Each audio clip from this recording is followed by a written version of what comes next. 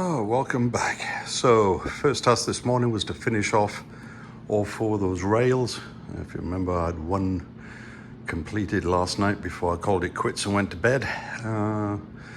The other three went in a lot easier once you've had the practice on the first one. So everything looking good. One tip that I will give on those bottom pieces that get joined on, leave them slack.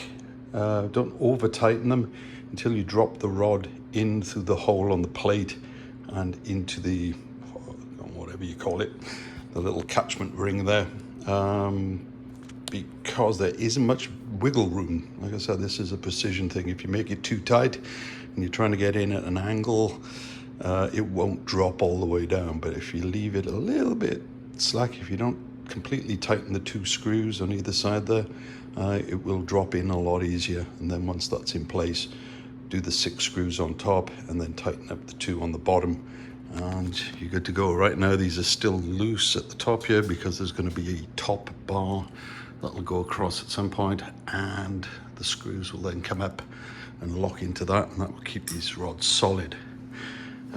Meanwhile, bit of good news, UPS turned up. Ooh.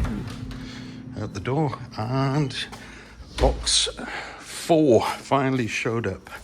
So here's this monster box, and that's going to have the build plate and all sorts of other goodies in there, I'm sure. It was marked somewhere on there. Oh, there it is, 110 volts. So they've already set it, hopefully, for my US voltage.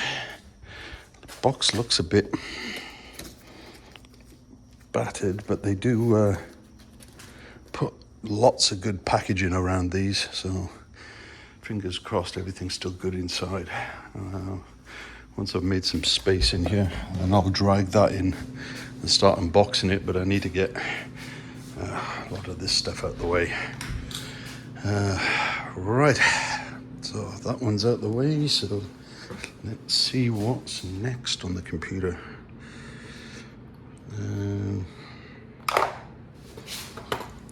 Okay, so lowest slider to lowest position, we did that. Had to do that to assemble it. Install the 4 screw rods as shown. That's what I've just done, so everything's good there.